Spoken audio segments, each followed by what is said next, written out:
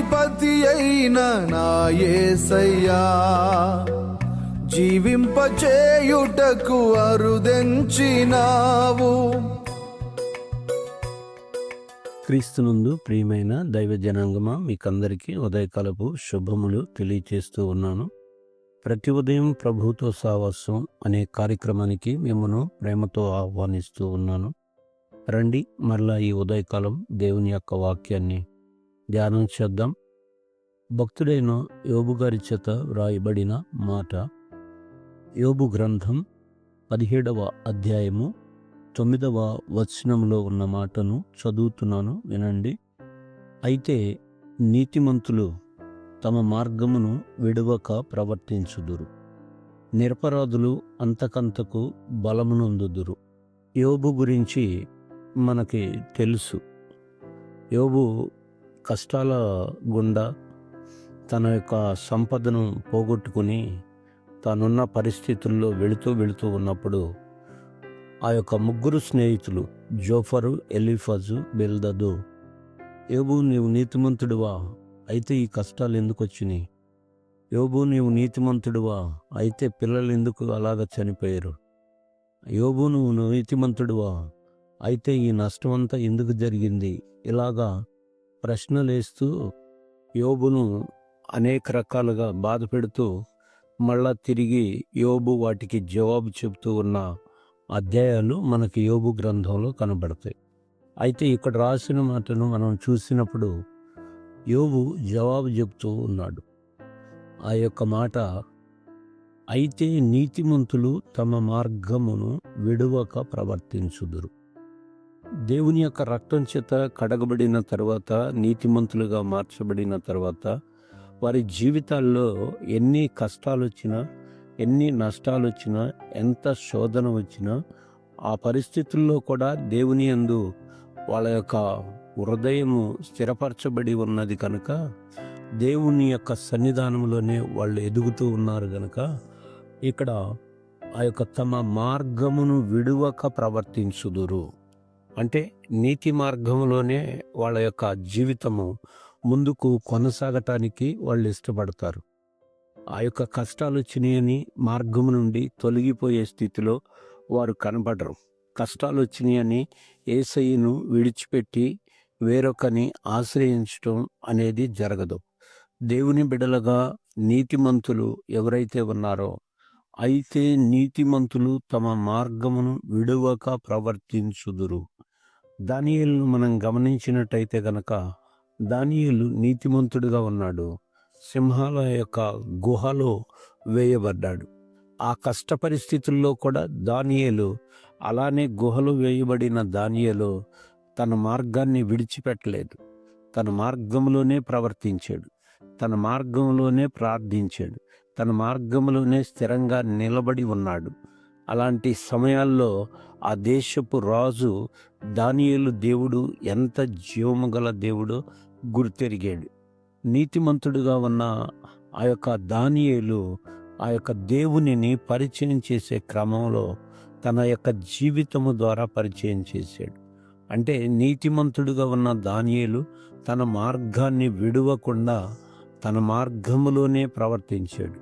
చాలాసార్లు మనకు కష్టాలు వస్తే మనం మార్గాన్ని విడిచిపెట్టే అవకాశం కూడా లేకపోలేదు.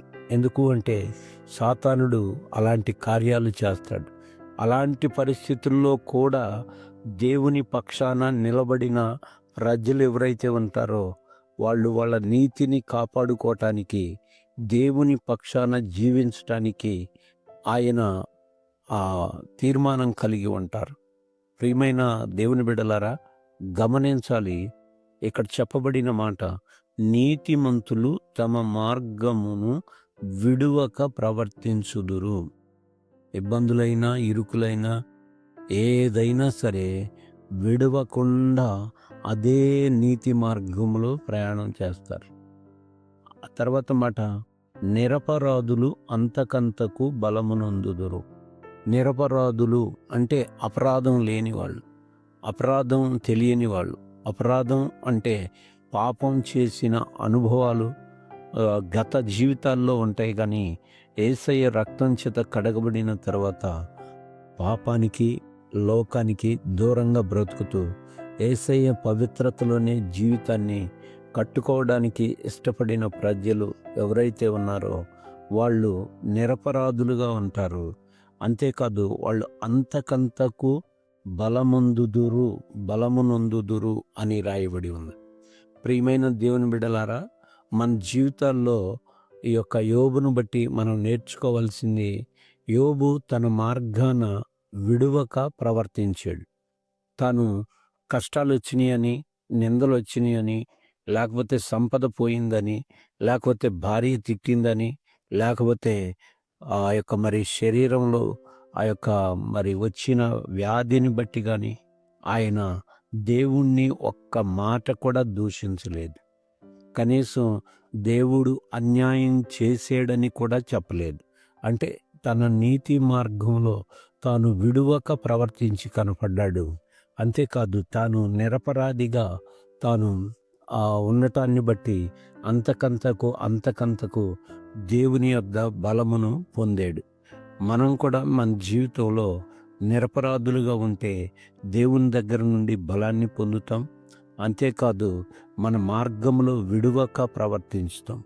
మార్గాలు లోకంలో సాతానుడు అనేక రకాలుగా చిక్కులు పెట్టే మార్గంలోనికి నడిపిస్తాడు. కానీ ఆ పరిస్థితుల్లో కూడా దేవుని ఎదుట నిలబడిన వ్యక్తి, నీతిమంతుడిగా ఉన్న వ్యక్తి ఆ మార్గములో విడువక ప్రవర్తించే అనుభవాల్లో ఉంటాడు. షడ్రకు, మెషకు, అబేద్నెగో వాళ్ళు ఆ యొక్క చెరలోనికి కొనిపోబడినప్పుడు వాళ్ళు ఇజ్రాయేలీలుగానే యవ్వన ఇజ్రాయేలీలుగా కొనిపోబడ్డారు. కానీ అక్కడ శ్రమ వచ్చినప్పుడు ఆ యొక్క శ్రమలో వాళ్ళు నిలబడ్డారు. మేము మా యొక్క దేవుడు, అంతకు మినహాయించి వేరే ఇంకా వేది మాకు అవసరం లేదు, మేము మా దేవుణ్ణి మాత్రమే పూజ చేయగలుగుతాము అని ఒక గట్టి నిర్ణయాన్ని చేశారు. నీతిమంతులుగా ఉన్న వాళ్ళు ఆ యొక్క అగ్ని గుండంలో పడవేయబడవలసి వచ్చిన దానికి కూడా వెనుకాడక అగ్నిలోనికి వాళ్ళు వెళ్ళటం జరిగింది. వాళ్ళతో పాటు దేవుడు కూడా సంచరించి వారిని కాపాడినట్టుగా మనం చూస్తూ ఉన్నాం. ప్రియమైన దేవుని బిడ్డ, మన జీవితంలో మనము ఆ యొక్క నీతిమంతుల మార్గములో విడువక ప్రవర్తించుదురు అన్న మాటను బట్టి మన జీవితంలో కష్టాలు వచ్చినా, నష్టాలు వచ్చినా విడువక ప్రవర్తించే అనుభవంలో మనం ఉండాలి. దేవుని యొక్క సన్నిధానంలో మనము స్థిరపడాలి. నిరపరాధులుగా, అపరాధము లేనివారుగా మన జీవితంలో మనము ఎప్పుడైతే ఆ యొక్క రక్తముతో కడగబడి, శుద్ధి చేయబడి ముందుకు కొనసాగుతూ ఉంటామో దానిని బట్టి అంతకంతకు బలము పొందుతాం.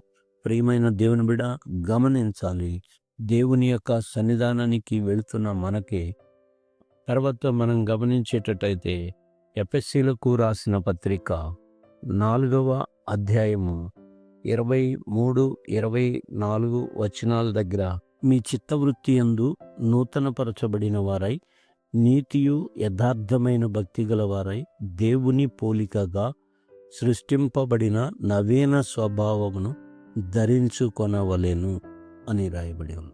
కనుక మనం మన జీవితంలో మన చిత్తవృత్తి యందు నూతనపరచబడిన అనుభవాలు ఉండాలి.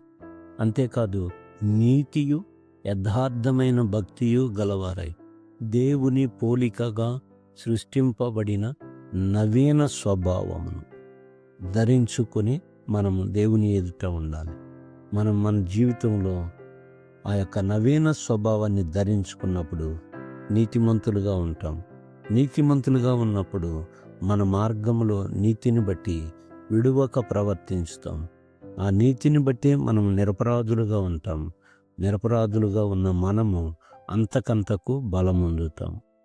దేవుడి మాటలు తన వినికిడిలో దీవించునుగాక. ఈ దినమంతా దేవుని యొక్క కృప, దేవుని యొక్క క్షేమం మనతో ఉండి నడిపించునుగాక. ఆమేన్.